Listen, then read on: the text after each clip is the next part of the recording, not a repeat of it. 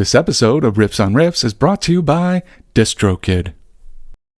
Don't miss a special offer on November 19th from Botox Cosmetic Anabotulinum Toxin A, the one and only product of its kind FDA approved for over 20 years. Buy one $50 gift card and get one free while supplies last. Terms and conditions apply. For prescribing information and box warning, visit BotoxCosmetic.com or call 877-351-0300.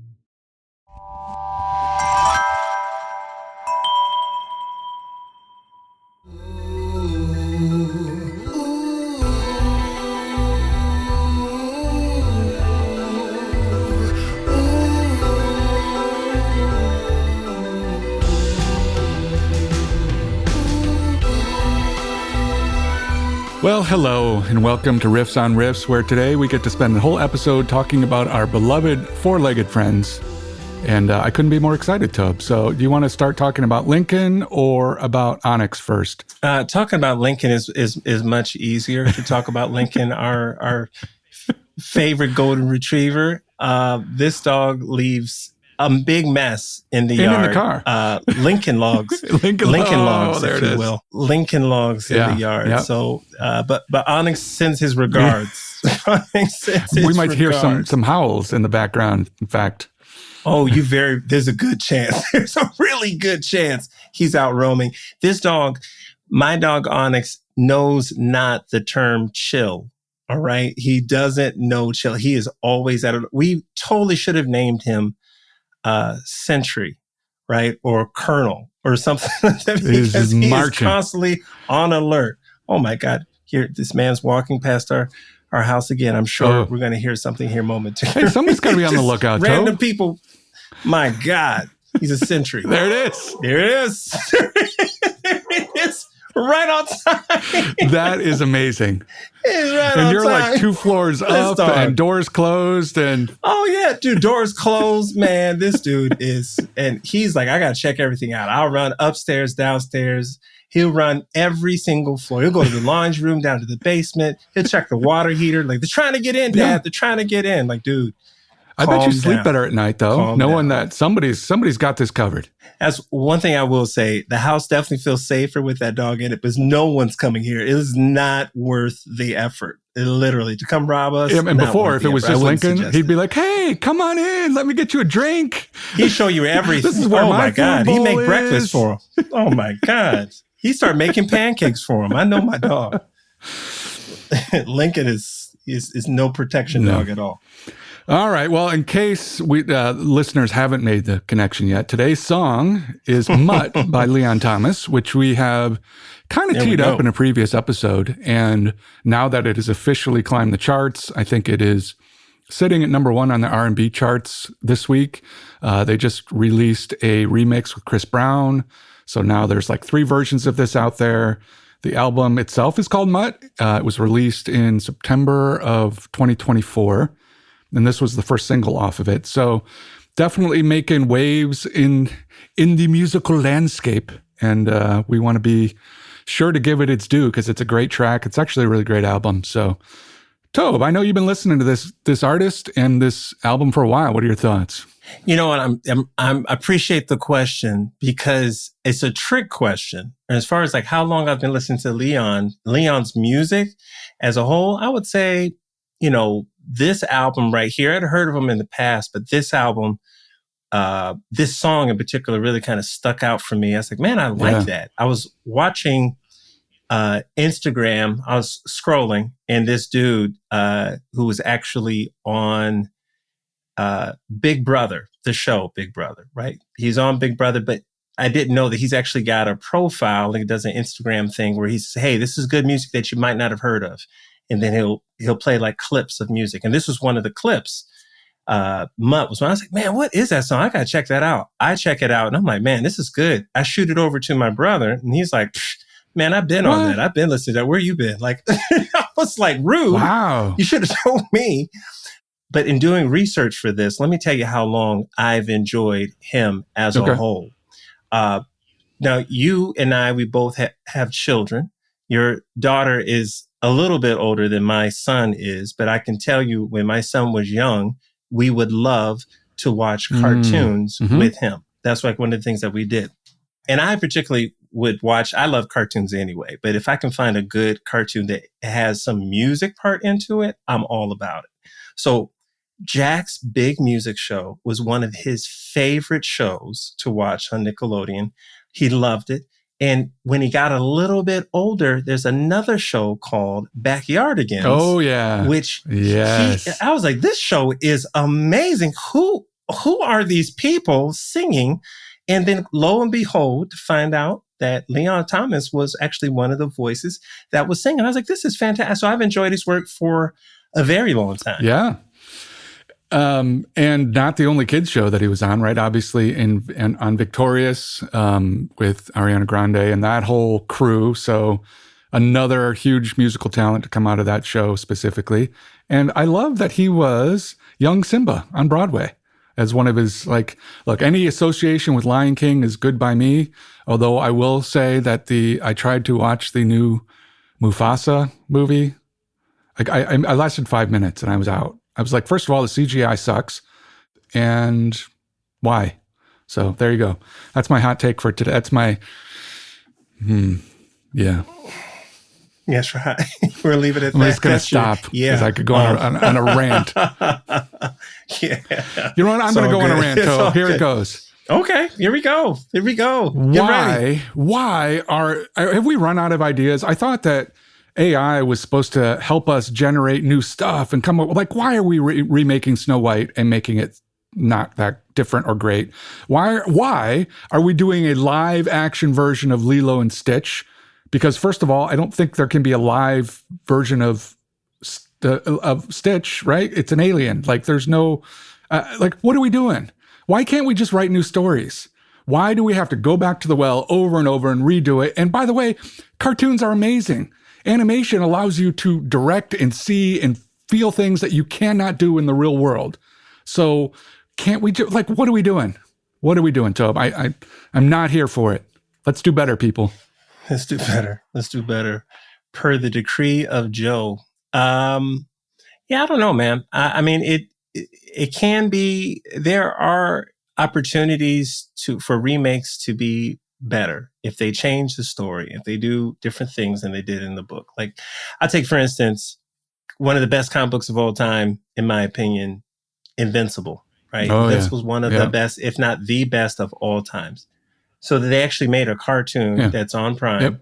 And the cartoon, as good as the book is, the cartoon is actually better because they've changed a couple things. They've modernized it. They've done the right things, but they didn't change the story that much.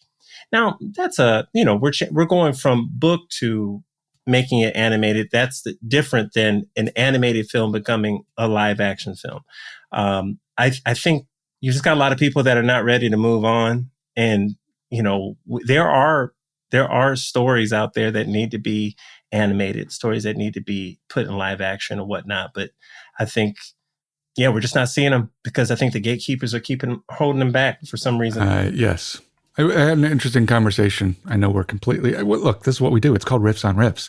It's riffs. Come on. It's in the name. So I think what you mentioned, the gatekeepers, what's happening in the industry right now is that they're looking for basically these, I think they call them tentpole productions or things like that. So if I'm Netflix, how do I create something, put all of my eggs in this basket so that it becomes a series that everything focuses on? So rather than taking different stabs at, oh my God, that's an amazing new story we haven't heard before, that's really creative, that could be a really interesting independent thing that we could take mainstream. It's like, nope. How do we curate something so we can get as much mass appeal in this one project as possible? And then how do we duplicate that? So I know it's not really a new playbook, but it seems like we are really doubling and tripling down on that as an approach, and it bums me out. I feel that another thing that we have to do is we have to start looking at different sources. Like, we want feel-good movies, and Disney has that feel, right? They've got the history, the longevity of making really good movies that make you feel really, really good, right? What was the jazz flick that Jamie Foxx was in? The jazz one that was animated? Maybe that was Pixar. Soul, is that the one? Yep. I think it's just Soul, isn't it? Yeah. Yeah, I think it's just Soul. So there are good stories that are being made, but I feel that if you want different stories, you're going to have to go to different sources. And I think that there are people that are out there that are doing it. And now this kind of all comes back to our artists that we're talking about today, because I feel when you said, hey, let's do this right now. I've been wanting to talk about this song for a while now. I didn't know if it was actually going to chart. I certainly felt that it deserved to chart, but this dude does not have the following that I feel that he deserves. I think that his music is amazing. Yeah. But he doesn't have nearly the following that I feel that he deserves. So he is I want to say he's either Ty Dolla $ign's first or second first artist to sign on that Easy Money, kind of that sub label under Motown. Yeah, right.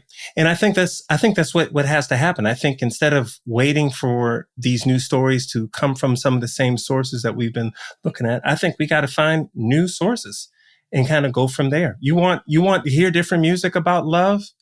Try a different artist. Don't expect the same artist that has been doing the same things. A lot of these guys are, a lot of them are cookie cutter. There's going to be a lot of cookie cutter stuff that's out there. This album, though, the album as a whole is so far from cookie cutter, in my opinion. It's very far from that. Couple of things. One, I think that the imprints that are happening that, with Ty Dolla $ign, we talked earlier about Top Dog and SZA and the other artists that are signed to that. I think that's where some of that freedom and flexibility comes in, because they can take a chance on developing these artists, and then they've got the backing of the larger label, but they can be a little more creative and have a little more freedom to kind of bring it to the world. So I think that's pretty cool. I also want to give the listeners a peek behind the curtain, because it sounds like potentially, I bring a song to Toby for this show and he gets excited about it all the time. And I just want to say that I brought a song to Toby and I said, Toby, here's what I'm thinking for the next show. And his response was something along the lines of, I got through the first 10 seconds and my ears were bleeding. And I thought, that's probably not going to work if Toby can't even get through the song. So not all the hits are hits, is all I'm saying. Listen. Yeah, I'm going to leave it there. Yeah, it wasn't my jam. It wasn't my jam. But it doesn't mean that I can't talk about it. I mean, I was certainly prepared to talk about it, but if there are other options, then I'd like to. If the other option is the song that you've been chomping at the bit to talk about, I think I know what's going to win there. Dude, listen, I've basically been Onyx sonically trying to do this song for the last, 6 weeks, 8 weeks. I love this track. I probably listen to this track on average at least once a day. Yeah. I like it that much. It's on my playlist. I play it all the time. And I just had to I like it so much. I actually had to kind of break it down. Like, why do I like it so much? I mean, I've listened to it performed on Tiny Desk. I've listened to him do, rocking on other stages. And I'm trying to figure out what is it about this track that does it. And I mean, he's incredibly gifted vocally. Yeah. But the song is like the verses are largely just bass line and him singing. That's essentially There's not a lot to the track. And I actually think really that bass line it's intentional, but it's a little wobbly because it's just got that. For sure. It's just got a boomy sound that, I don't know. I'm trying to... I have an idea in my head. I'm visualizing what this sounded. Listeners, go listen. But I think you get a sense of what's going on there. But yeah, it's pretty sparse production. But I think that hook is so incredibly strong in the chorus that, I mean, you hear it and pretty soon you're like, okay. And you're walking around the house and you're just kind of repeating it over and over in your head. Yeah, man, it's so good. And to hear it performed live, because to me, I would say that the production chops on this and just for the whole album, I think were just fantastic. I think, and I was like, man, who's doing this? Like, what? 7 million people, if you look into?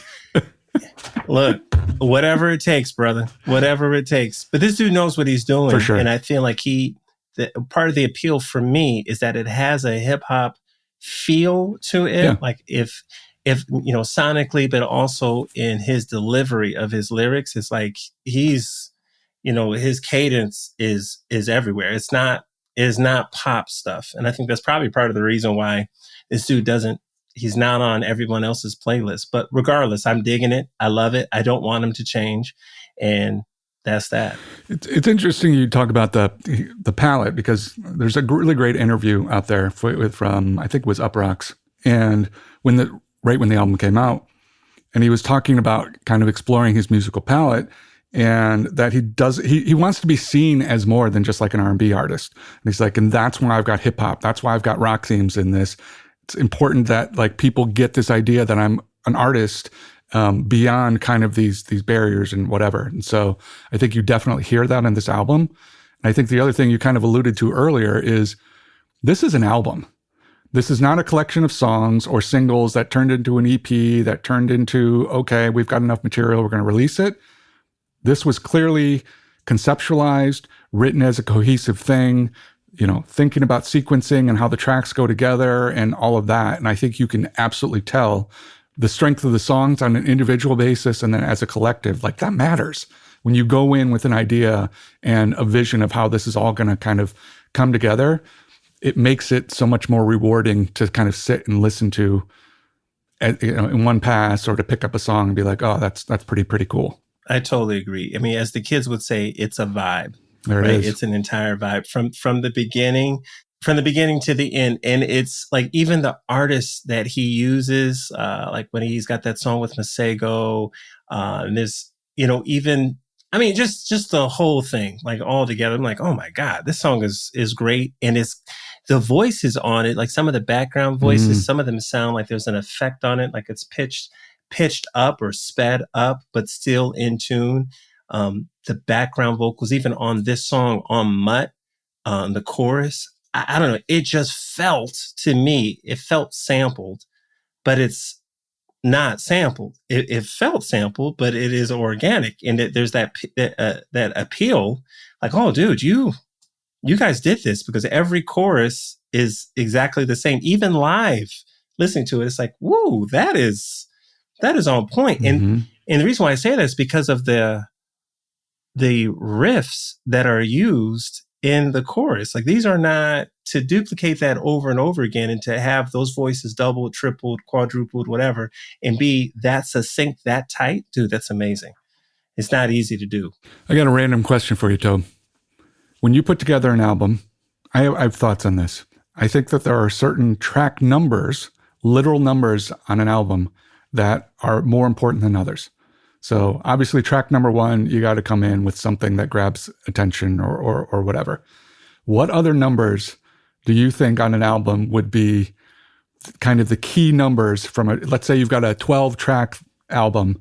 What numbers should you sequence your most important tracks in? I would say, obviously, number 1, I would say track number 5, track number 7, and 11 and 12. And all right, and I can give you reasons why. I'd love to hear the reasons. So I will also say that I would pick 1, 7, and 11 as the 3 most important tracks. MUTT is number 11 on this album, which is interesting because it's obviously the lead single. The lead single. One of the lead singles. It's the name of the album. So it's interesting. It was like, no, we're just going to sequence this all the way down here. But yeah, give me your reason. So you said 1, 5, 7, 11 and 12? Yeah, 11 and 12. Yeah. So, and some of them are sentimental reasons, but these are kind of like my numbers. So, 5, I would say, 1 is just obvious. I think that's just how you start. It's right. If the track number 1 is not good, that kind of spells disaster for the rest of the project. Right. Haiku is 575. So I feel like 5 has got to be it. Yep. And Shiv's number is 5 as well. So my son's number is 5 when he's doing stuff. 7, again, with the haiku, 575. 11 rhymes with 7. I can't look. What do you want from me? What do you want? And then 12 is the day that the calendar day that I met my wife. So in whatever month that it was, 12 was the day. So those are like days that kind of, those are numbers that Are you a numerology guy? Like, do you pay attention to numbers? I do pay attention to numbers. So I remember telling you one time that, I was down at my job. This is a job a long, long time ago. And I just remember like, oh my God, I was working at a help desk, right, for a mortgage company. And it was just mind numbing, just answering questions. And I was just like, I'm so tired of this. Like I felt like I could do this job in my sleep and it just wasn't challenging enough. They got an AI for that now. Yeah, well, true that. Very true. I had to find ways to get myself up. Got a game. You got to make a game. Yeah, absolutely. Gamify it. Got it. Yeah. So I gamified it, and I found the most absurd ways to feel good about whatever date that we were on. The most absurd. If you want to know, I'll let you know. If you don't worry about it. Trust me, it is not. It's like borderline crazy. So give me one example. You can't bail out of this without giving me a story. Listen. So 7 in general is like my number, right? Everybody picks 7. Sure, lucky 7, all 7. That. Yeah. Right. So 17 is also my number because 1 times 7 is 7. Right. So there you have it. It's easy. The 25th is going to be a good day. Why? Because 2 plus 5 equals 7. Okay. So it's like that. So it goes on and on. So even on the day that's like the 6th, it's like, well, that's the day before that's 7. Not 7, but it's the day before 7. It's 7 Eve. Good times are coming. That's right. Good days are coming. It's 7 Eve. We're good. So, and even if it ends up being a bad day, it's a whole lot better than it could have been, right? Because it's this close to 7 or a 7 affiliate. But you know why 6 was afraid of 7 though, right? Because it got 8. Right? Yeah, 7, 8, 9. Exactly. Well, I'm. Thank you for regaling us with the important numbers. Now that we've lost half of our listeners with Toby's ridiculousness. So let's get into the lyrics on this a little bit because one of my favorite lyrics is, and you could tell this is coming from a guy who grew up in the industry. I see past pretty faces, so I got trouble trusting. Because I'm going to go out on a limb and say from a very young age, he's been in the industry, he's seen a lot of pretty faces, and probably a lot of people have broken trust. So as an adult male now, he's kind of like, all right, I can see past all of this. I have some difficulties kind of trusting, but I'm going to give you a shot, basically, is what he's saying in this song. I think the other thing that, I don't know, this is he put it out there, right? He's like, when I was working on this album, he was like, I was doing a lot of shrooms. And so basically he's in his apartment or whatever, and he's kind of watching his dog and his cat, and they're going at it. And the dog just wants to play. And the cat's like bopping around like cats do. And of course. And he's like, and I just saw similarities going on. Like that's me in a relationship. You're like, I'm trying to do good things. I'm trying to have fun. I'm trying to be a good boy, all the things. And like, bam. Trying to be a good boy. And, again, he's like, he had the best intention. All he wanted to do was play. And for him, it was such a jumping off point to kind of examine, because he'd just gotten out of a breakup. So he had all of that kind of fodder to think about. And like, I'm going to write an album about this. But it gave him a concept to kind of build this whole thing around.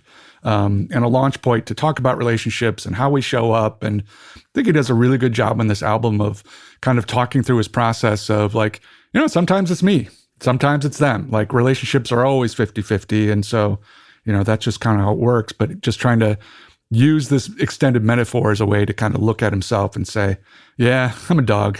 I'm a mutt, just like my actual pet.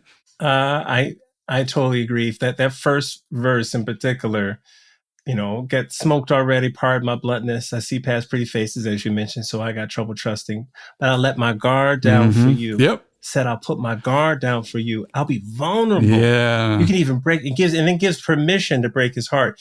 So if you, in listening to it, that's when he riffs. This incredible riff, right? In that little short little period of time. Yeah. It's like, woo, that's dope. That's dope. Yeah. Talking about how vulnerable he's willing to be. And then the second verse, there was actually a dude he has a verse in here, 32, like my pants size, because the brothers tried to break in. And there actually was a dude that was trying to break into his house. Oh, really? Yeah. So he put that in the verse. Now, the dude was on shrooms because he literally puts it in the verse. It's in here. It's been one of those nights. Yeah, if somebody tried to break in your house, I guess so. It's been one of those nights. Like, so it's been one of those nights, I had in a minute. It's been a minute. I had to pop a shroom to recreate the feeling, but it's never the same as the first time we did it. But I put my guard down for you. And it also gave me vibes of younger man dealing with an older woman. Okay, ooh, not older. Yeah, I got you. But younger man dealing with slightly older woman, right? So let's just say this dude, I want to say Leon is probably 26, something like that. I'm not sure how old he is, but I could just see him being a 26-year-old dealing with 31, a woman man. Is he 31? He's 31. All right. So I can see him dealing with a woman that, if he's 31, I see him dealing with a woman that's like 36, exactly. 37. Yep.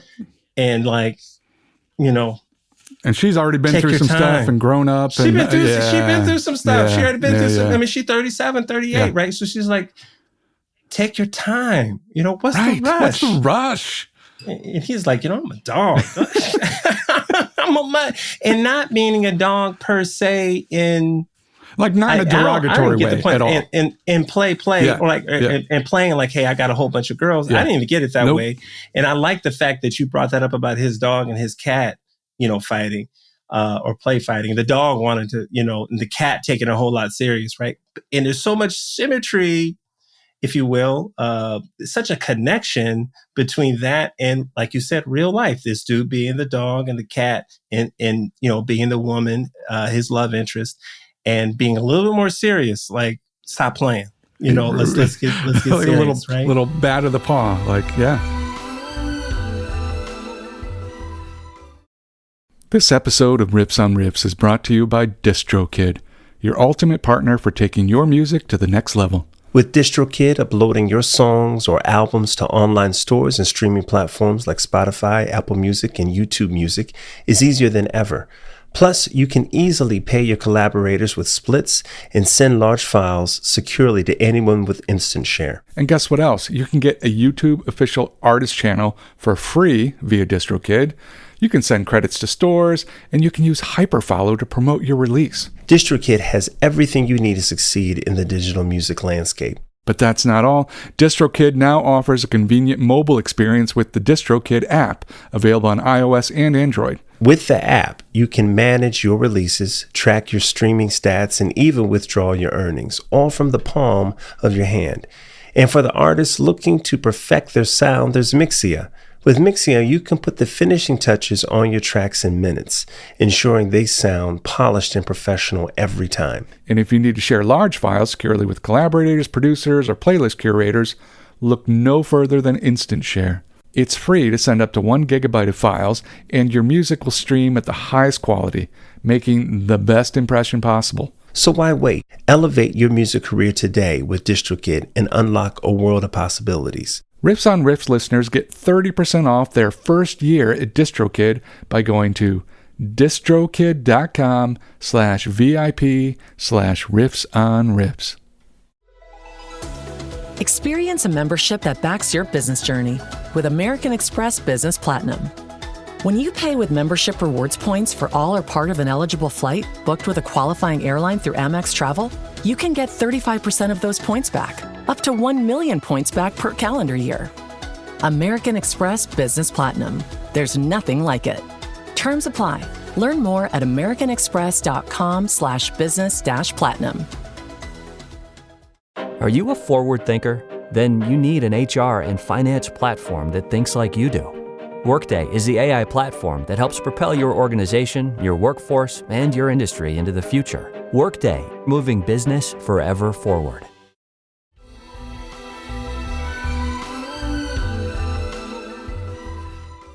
So one of the things he kind of talks about in some of the interviews is this idea of give and take in relationships and sort of a struggle for obedience. And I think it was your mom who was like, hey, if somebody's got power in a relationship, so it's not you, who does? And for sure. And truthfully, the dynamic should always kind of be a shared power and obedience, kind of going back and forth. Obedience is such a weird word too, but I think it is such a good metaphor for how because the other thing he said is, kind of like Onyx, make a mess, the dog barks, all of the things, but he means well. And, for sure. And it's the same thing as trying to be a perfect partner. Like you can't, but you have really good intentions. And I think part of the question is kind of, and he also alludes to the fact, like, you know, I got this dog because I think his ex actually gave him the dog. It's like, of course it's going to do these things. It's never been trained. It doesn't know different. So it kind of goes back to what you were saying. Like, it's not probably until he got into a relationship where somebody who's like, oh, no, that's not going to fly in this relationship, or maybe, and he's like, not for long. And he's like, oh, I got some things to learn. Need some training. Well, it's interesting. If you look at the track list, you can tell that it was intentional. And of course, I mean, I don't know Leon, you know, I don't know the gentleman, but you can, the track listing and just the conversation that we're having, here's how it reads. The first track is How Fast. Mm-hmm. That's the name of the track, How Fast. The second track is Vibes Don't Lie. Like, man, we got a connection here, right? Yeah. We got something here, right? The Vibes Don't Lie, which is also one of my favorite songs on this album. The third, I'm sorry, I'm out. I did this wrong. First song is How Fast. Second song is Safe Place. Okay, and I think that kind of speaks to you're building. whatever. Yes. So you have a safe place to be able to share who you really are. Third track being called Dancing with Demons. And he says a couple times in the album, like, hey, show me your demons, show me your bad part. I'm going to show you exactly who I really am. Fourth track, Vibes Don't Lie. Fifth, Lucid Dream, right? This seems like a dream. It's almost too good to be true. Six is Feelings on Silence. Have you listened to this track? I've listened to the album a few times. I really like it. Woo! Yep. Feelings on Silence. Yeah. Stop it. Stop it. And while your feelings are on silent, why don't you answer your phone, which is the title of the seventh track? And it just goes on and on and on. It's an album, stuff. right? It's like, art. It's art. It's an album. Exactly.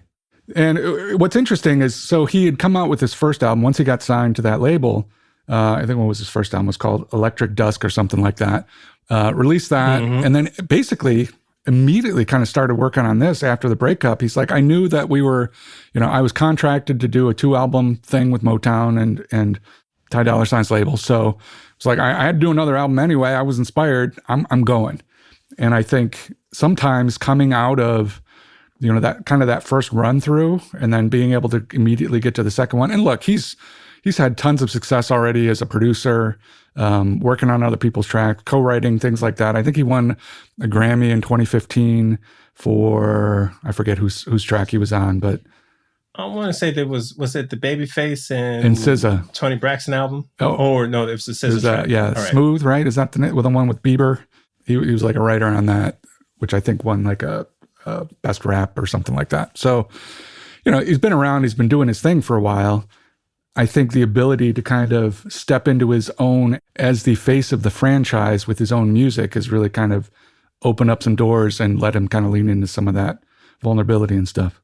I get the same feeling from him that I get from SZA as well. I think they're both taking unconventional ways, an unconventional approach to music, especially in the writing, right? In the writing side of it, but in just the way they come out and the way they represent themselves. And I honestly, they don't give me the impression that they really care about what others feel about their music. It's like, dude, I'm just going to do what I do. And to back that up, man, when's the last time you heard an R&B act get on stage and rock out with a guitar solo? When was the last time you saw that? Well, ladies and gentlemen, if you go and watch Leon Thomas perform any of his tracks, some of his tracks live, the dude will easily rock out on a guitar, and it's wonderful. It's beautiful because it's still in the pocket of his vibe. It doesn't feel out of place. It's not like, why are we mashing this together? Yeah. Yeah. It's just good. It's just a good vibe. And it just kind of goes to show you, man, there's, I keep saying it, man, there's just really good music out there. And I really appreciate our show because it allows me to say, to mention a couple of good groups that are out there. And I don't know, I doubt that our show had anything to do with him, charting and his ascend. But I will say this, man, there's some good music out there right now. There's good music being made all the time. You just got to look. you got to look. So I'm going to ask you at the end of this, if you listen to The Dip, I'm going to say it again, The Dip. Man, that group is fantastic. I love that album. I don't know if you've listened to it or not. I have listened to it. Of course I listened to it. Love Direction. My God.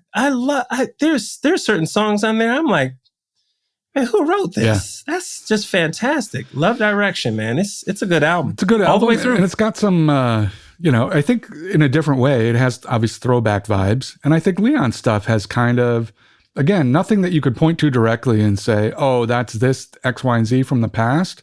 But I think it gives you some of the vibes that used to exist, from previous generations of music in an interesting and modern way. Well, they answer your phone for sure. Mm-hmm. That track to me feels it's such a throwback. It's such a throwback. I don't even know if half the song has drums on it at all. Because the way I'm listening to it right now, it's like, man, that's such a, that takes me back to kind of like in a way, like an R. Kelly 12 play type vibe, or something similar to that. It's like, okay, just that time period, I'm saying. Back in that time period of R&B. It's good stuff. I think you mentioned kind of the intentionality of the track listing. Once he's kind of got into this dog-themed stuff, he was like, there's such a connection between dogs and music, from everything from Elvis to Snoop. And we, obviously Parliament, right? And George Clinton doing Atomic Dog, like there's such a long history. And so I kind of went through and I was like, what are some good dog songs? Either dog in the title or thematically. I don't know if you remember this one, Tobe, but Nasty Dog from Sir Mix-a-Lot. I don't remember that song, but you said Sir Mix-a-Lot, so you already had me. So we're good to go. Obviously, Dog Days Are Over from Florence and the Machine. We've got Alpha Dog from Fall Out Boy. We've got two very different versions of Black Dog. They were, like the old school one from Led Zeppelin, the newer, not at all related version, or different song called Black Dog from Taylor. Sublime was, I think they had a Dalmatian, right, called Lou. So they used to write about Lou a lot. So I think I Love My Dog is one of them. I think there was another one about like Lou going to the moon or something like that. Obviously, Atomic Dog, Hair of the Dog from Nazareth. So sure. It is a common theme to the point where we've got a ton of band names like Three Dog Night, Temple of the Dog. Remember the Bloodhound Gang? Even Keanu, his band is called Dog Star. So it's everywhere. It's crazy. Yeah. That's crazy. You got any others off the top of your head? Well, I was thinking, obviously, you mentioned Snoop. Sure. Right. Then there's Little Bow Wow. It's not necessarily dog, but certainly a dog affiliate, right? Yeah. And, you got to mention, if you're talking about dogs, you got to mention DMX just for the growl thing alone, right? So you got to just that alone. And are cats getting their due? Like, are cats getting enough love? I mean, I'm a dog guy, so not that I dislike cats, but if I had my choice, I want to always go dog. But well, I think outside of Josie and the Pussycats, I don't think so. I think you're right. I think you're probably right. Speaking of anime that needs to be made into live action. Immediately. Who do I need to talk to about that funny one? That's a great idea. Man, listen. That's funny. So the other interesting thing is there's already 3 versions of this, right? So he's got the original one. Then he came out a few weeks later with Gibbs. With Freddie Gibbs. And then now, I think as of this week, he just dropped a new one with Chris Brown. Yep. And he's talking about how he's got a deluxe version of this album in the works. And the quote, he said, "There are sides to me that I haven't shown the world yet. You need to hide the medicine in the candy," which anybody who has a dog knows that's true. "This deluxe is me stepping deeper into my purpose." So it sounds like he's got plenty more to say. He's not afraid to say it. And I'm very curious what comes out in kind of the next version of this album. Oh, man, that will be wonderful. That would be wonderful. But I think that was the one thing. I felt like there was an opportunity for more collaborations on the album. Yeah. I thought there was an opportunity for more collabs. And it was like, that, I just felt like it's good. Like I really enjoyed the track, Lucid Dreams. That's with Masego. The Feelings on Silent, I thought the rap with Wale was good. I thought Wale's verse was really dope. Far-Fetched, I thought was dope as well. It's just, I just felt like he could have, I felt like there was more, because I don't think the album is 47 minutes, which is a pretty decent length of an album. That's a good album. But yeah, I'm really curious now if he's got a deluxe and to see where this is going to go. And you know that it's gaining traction at the right time, because look, no offense to Freddie Gibbs, no offense at all to the version with Freddie Gibbs. But Chris Brown is it's another level. That's on a whole nother level. That's a whole nother level. So if you bringing that into the mix, well, and have you listened to the Chris Brown mix? I did, yeah. Remix? And it sounds very Chris Brown-esque in what he's bringing. It does. I'm like, how did you do that, Chris? You just changed the whole dang old song. He did. I mean, he just changed the whole dang old song. And I'm not mad at it. I'm just saying that, wow, I did not expect it to go there. Yeah. And then for them to go, it was like one of those verses. Like if you ever watched a band and one of the guys is soloing, right? You got the guitar guy just going crazy. And you could tell it's like in the back of your head watching him perform, you have that, like one of these guys is doing his own theme song going in the back. Like, oh my God, Chad is going crazy on this right now. What's going on with Chad? What's going on with Chad? Bring it back, buddy. Bring it back. And he's so off that the one of the guys is like, yo, take it to the top. He's giving all hands wrap it up. Yeah. Take it to the side. And on 1 and 2 and boom. We go back to, good Lord. Thanks, Chad. I actually prefer the original version of this song. And I love that there's not a ton of features on this album, because I think it allows his own vision and artistry to come through, which is pretty cool. And then now you can go back and bring people in and kind of either work on new material together for a deluxe version or do a Chris Brown collab or things like that, where it's like it expands the palette, but the core of what's there is there and it's already good. And so maybe the new stuff won't be better or worse, but it'll just be different. And so that's kind of cool in and of itself. Yeah, I'm all for different.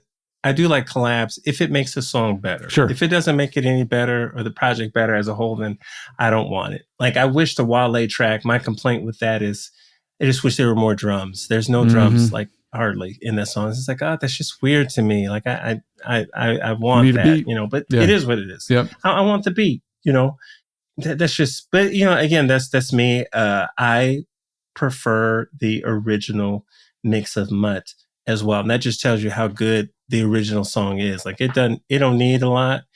And I tell you what really got me hype for him. So SZA just came out with he's done some collabs with SZA. I want to say he's co-written on a track of hers. Yep. SZA just had a movie that was out recently called One of Them Days with I want to say Keke Palmer was co-starring on that. And I want to say that Issa Rae was involved in the production of it. So they're interviewing these three ladies, right? They're interviewing in preparation for this movie to be released.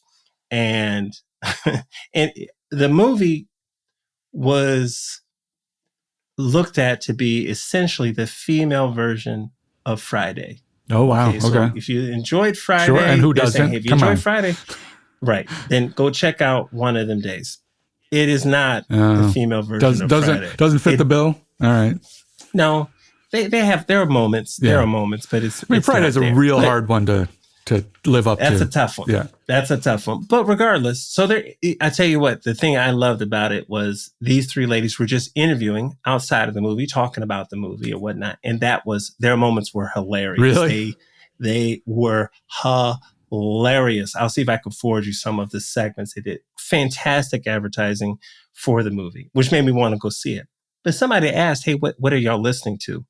And I don't know what it is, Joe, but whenever I hear about stars, people that make more money than I'll ever make in my life, talk about music that they jam to, yes, and it's the same song that I'm jamming to, I feel pretty good. And they literally, all three of them was like, oh man, that Leon Thomas, that MUTT, woo, that's my song, that's my jam. And I was like, man, go ahead. That's wonderful. That's fantastic. We on the same vibe. That's it. Like I feel like I know you now, Kiki. I feel like I know you. Yeah. Issa, cousin, I feel like I know you now. You know what I'm saying? So yeah. I'd be sitting by the phone waiting for the call, cool. Knowing that you're on the same wavelength. Like it's coming. Like, Tobe, get down to the studio. We got to collab. Listen, in the words of one of the track lists on this album, phones on silent, feelings on silent, feelings on silent. Turn the ringer on, I Tobe. hear nothing. Turn the ringer on. Or answer your phone for that matter. It's another track we could talk about. Good stuff. All right. I think we've covered Leon fairly well today. So listeners, first of all, go check out the album. Check out this song specifically. It's a good one. Tobe, what else? Give me one other song that you're listening to right now that listeners maybe haven't heard. All right. I've been listening to an artist by the name of Amber Mark. Oh, yeah. Amber I know Amber. Yeah. I mean, not personally. And she just has a way of singing and vocal expression that just appeals to me for somehow, some way. And I just went on this rabbit hole of listening to a whole bunch of her tracks. And she's definitely an artist that gets a lot of my attention, but she's got this track called Sink In that I really enjoy. And I think this one's got like the beat on it is dope. Really? It's just that it's dope. Especially on the choruses, the beat changes up a little bit. It's not so much vocally on the chorus, but the beat changes up, and it feels literally like if you turn it up, it literally feels like your heart is syncopated with this beat. It's like, yeah, it's dope. It's cool. She's got a good vibe. Nice. Got a really good vibe. Okay. Mm-hmm. What about you? So I got turned on to so my daughter sent me a track from a Filipino singer called, I don't know how to pronounce it. I think it's Coeli, Coeli, and she's a cellist and a singer-songwriter from the Philippines. And she's got this beautiful track called Here Today. And it's just the lyrics on it are so fantastic. Just this idea of how am I staying present? How am I rejoicing? I rejoice in where you are today. There's so much wonder. Stay here. And so I just think it's something that has kind of helped me like, oh yeah, that's something I should probably think about on a regular basis. So it's real simple. What's her name? I think it's either Coeli or Chali. It's Coeli. Yeah, I would definitely. There's another song that she does, I think that I've been listening to. Oh, really? Okay. She looks like I want to say there is. I have to go back and look through my playlist. Where do you find? You mentioned your daughter, and of course we exchange songs all the time. Where do you normally hear of new music? Or maybe not even new music, but just new to you, I should say. Where do you normally hear of new music? The intentional part of finding new music for me is like I don't know. Are you familiar with Roon? Roon, ROON is just it's basically a platform for high res audio. And what they do is a really, really good job of kind of organizing, hey, who worked on this track? Who are the composers? Who are the performers? What other stuff have they worked on? So it's easy to just kind of click around and get to various things that you wouldn't do normally. Like, man, that's a really tasty guitar lick. Who's playing on that? Oh, I click on that name. It goes somewhere else. I'm like, oh, this person has worked with this, whatever. So I will basically hunt and get layers deep and stuff to find new things. A lot of it is, I do get music newsletters, right? Whether it's new alternative stuff. Obviously I'm in all like kind of the guitar feeds. And so a lot of the manufacturers will kind of send like, oh, here's a featured artist, whatever. Like I discovered Yvette Young, who I'd never heard of before.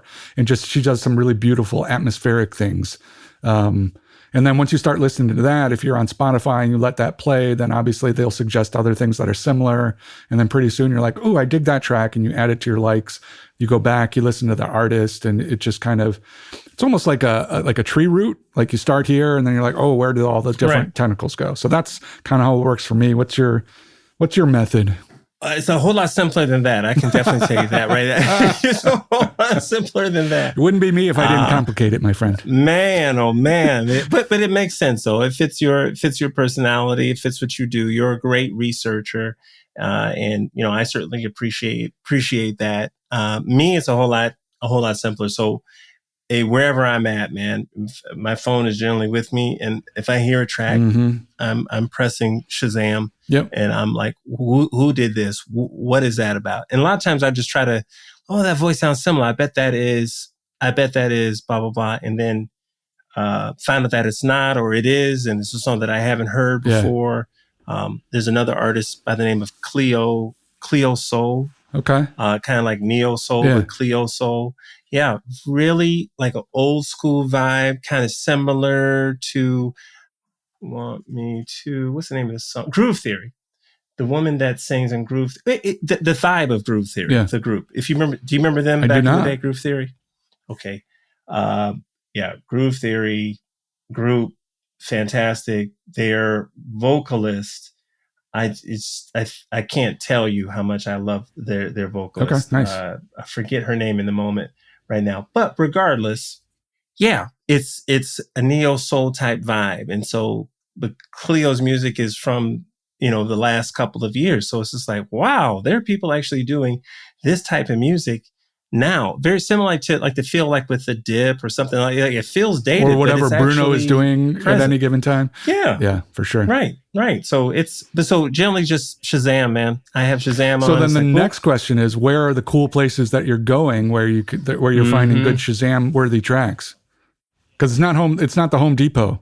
Man, listen, it's a lot of retail spots, man. It's just like at the weirdest times, just sitting in a restaurant, like a bar that actually plays music on the Muzak and listening. It's like, man, who is this? Toby, nobody knows what like Muzak that's is. Crazy. Does that even exist? Stop it. That's terrible.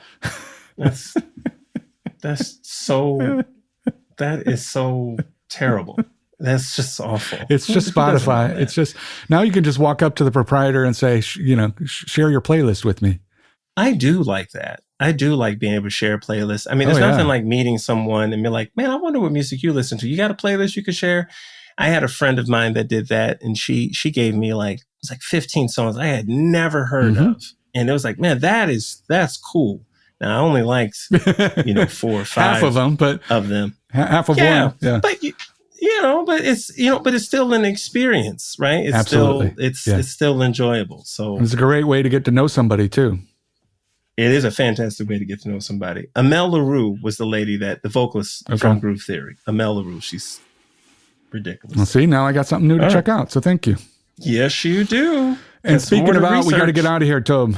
So let's let's thank the good listeners as we always do. Tell them to find us on the social. But you know what? I've got to give the plea again to please leave us a review, because again, it's a way for people to find out about this show. If you like it, share it with somebody else, send them a link. Be like, I like this episode. Check out these crazy guys. We'd really appreciate that. Certainly would. Check us out on the socials. That's riffsonriffs.com. If you want to go to the website, that's Riffs on Riffs on Spotify and on Instagram as well. With that being said, hey, have a great day. Keep listening. Huzzah.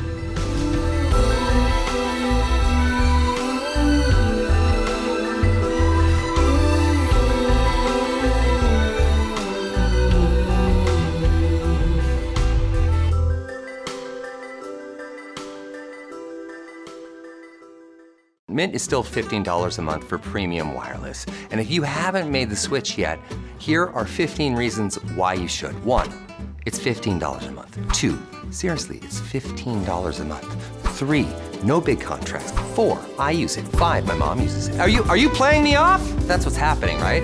Okay, give it a try at mintmobile.com/switch. Upfront payment of $45 for 3-month plan, $15 per month equivalent required. New customer offer first 3 months only. Then full price plan options available. Taxes and fees extra. See mintmobile.com.